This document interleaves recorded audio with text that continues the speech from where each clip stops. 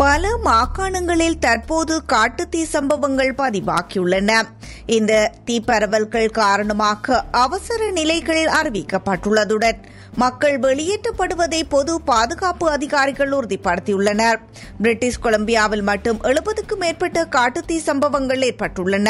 குறிப்பாக லைட்டன் என்ற பகுதியில் ஏற்பட்ட தீவிர காட்டுத்தீ காரணமாக அவசர நிலை அறிவிக்கப்பட்டு பல குடியிருப்புகள் கடுமையாக பாதிக்கப்பட்டுள்ளன. யோகான் மாகாணத்தில் ஒயிட் ஹார்ஷிலில் இருந்து வடக்கு நோக்கி 4 மணி நேர பயணத்தில் அமைந்த ஏதில் ஏரிக்கு இருந்த வெளியேற்ற உத்தரவு தற்போது நீக்கப்பட்டுள்ளது. எனினும் ஜூன் 24ஆம் தேதி ஏற்பட்ட காட்டுத்தீ இன்னும் கட்டுப்பாட்டிற்கு வராத நிலையிலேயே உள்ளது. அல்பர்டா மாகாணத்திலும் காட்டுத்தீ அபாயம் நீடிக்கின்றது.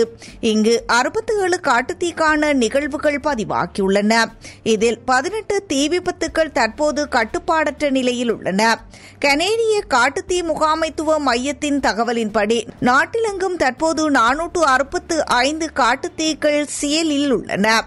பொதுமக்களுக்கும் சுற்றுச்சூழலுக்கும் ஆபத்து ஏற்படுத்தும் இந்த காட்டுத்தீ சம்பவங்களை கட்டுப்படுத்த தீயணைப்பு குழுக்கள் முழுமையான போராட்டத்தை மேற்கொண்டு வருகின்றன. அவசர நடவடிக்கைகள், வெளியேற்ற உத்தரவுகள் மற்றும் பாதுகாப்பு எச்சரிக்கைகள் தொடர்ந்து வழங்கப்பட்டு வருகின்றன.